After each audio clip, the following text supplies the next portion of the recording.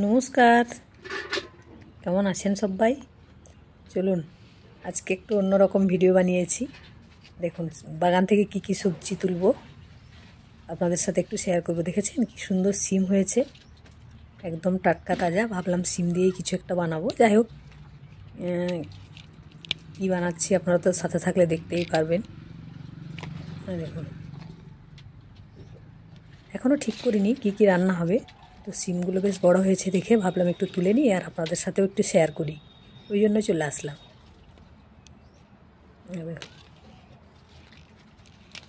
খুব সুন্দর, একদম দেখতেই এত ভালো লাগছে কি বলবো।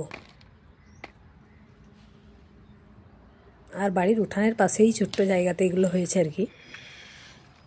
এই পেয়ারা গাছ দেখছেন একটা হয়েছে, তার মধ্যে সিম গাছটা উঠে গেছে। এই যে আর পনকা শাক রয়েছে, এই শাকগুলোও তুলে নেব। এই যে সিম তুলে নিয়েছি, এবার বেগুন তুলব। বেগুন এর আগেও তুলেছি আমি, গাছ থেকে দেখিয়েছি। এই দেখুন আজকেও বেশি তুলব না, দুটো মতো বেগুন তুলব, কারণ বেগুন গাছেই তো যখন যখন যেমন লাগে তেমন তুলি। এই যে আরও একটা তুলে নিচ্ছি, এই দুটো দিয়েই হয়ে যাবে। এই যে তুলে নিলাম। চলুন আপনাদের আরও একটু বেগুনের গাছগুলো দেখাই, কত বেগুন এসেছে দেখবেন। এই দেখুন, এই যে একটা বেগুনের গাছ এখানেও আছে। এই যে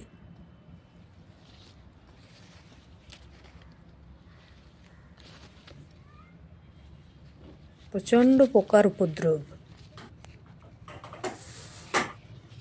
এই যে আরও বেগুনের গাছ আছে, প্রত্যেকটাতেই বেগুন এসেছে আর কি। এই দেখুন, এই যে কলার কাঁদি, এটা পাকা কলা।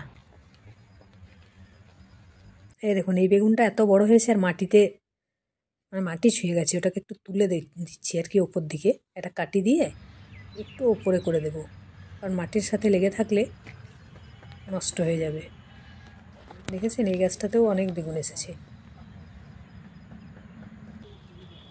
এই যে ওই যে বেগুনের গাছ।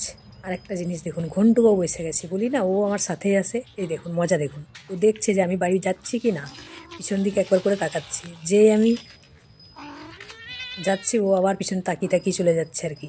এই দেখুন আবারও দেখুন ওখানে বসে আছে, দেখছে।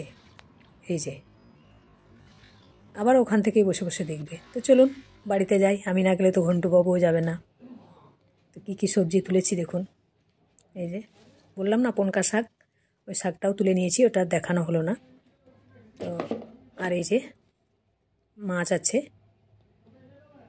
তো কী কী বানাবো আজকে, সাথে থাকুন, দেখতে থাকুন। সবজিগুলো আর কীভাবে বানাচ্ছি সে সমস্ত আর শেয়ার করবো না, একবারে রান্নাবান্না শুরু করে নেব। সিমটা বারবার দেখাচ্ছি আপনাদের, আমার নিজেরই এত ভালো লাগছে, মাঝে মাঝেই তুলি, খুব বেশি তুলিনি, যেমন লাগবে ওইটাই তুলেছি। সিমটা ভাবছি ভাজা করে নেব। বেগুনগুলো দেখেছেন একদম তাজা। তো কেটে ধুয়ে পরিষ্কার করে এই যে রান্না শুরু করে দিয়েছি। এটা ওই পনকা শাক, বেগুন, আলু আর বড়ি ভেজে রেখেছিলাম তুলে, ডালের বড়ি, কলাই ডালের, সেটাই দিয়েছি ওর সঙ্গে। এই সবজিটা ভীষণ টেস্টি হয়। তো সবজিগুলো আপনাদের সাথে পরে পরে শেয়ার করব। আজকে কী কী বানাচ্ছি এটাই দেখাতে থাকবো। এই দেখুন ওই যে মাছটা ছিল না, ওই মাছটারই তেল ঝাল বানিয়ে নিচ্ছি।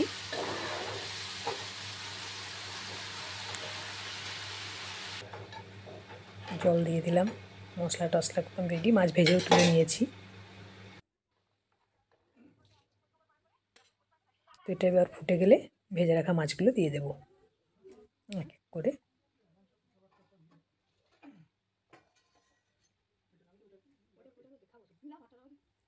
মাছগুলো দিয়ে ভালো করে ফুটিয়ে নিয়ে উপর থেকে ধনেপাতা ছড়িয়ে দেব। একটা তো হয়ে গেল শাক বেগুনের সবজিটা। আর মাছটাও হয়ে যাবে। ধনে পাতা দিয়ে দিয়েছি, ব্যাস মাছও রেডি।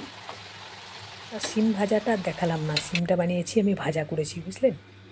এই দেখুন শিমটাও কেটে ভেজে নিয়েছি। তো আমার রান্নাবান্না একদম কমপ্লিট। সবজিগুলো আগেই বানিয়ে নিলাম, ভাতটা এখনও বানাইনি।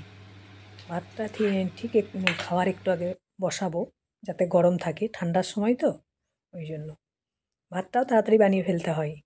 আজকে শাশুড়ি মা ভাত খাবেন না বলেছেন, তাই জন্য ভাতটা একটু লেট করে বসাবো। শাশুড়ি মার জন্য পিঠে বানিয়ে দিয়েছি।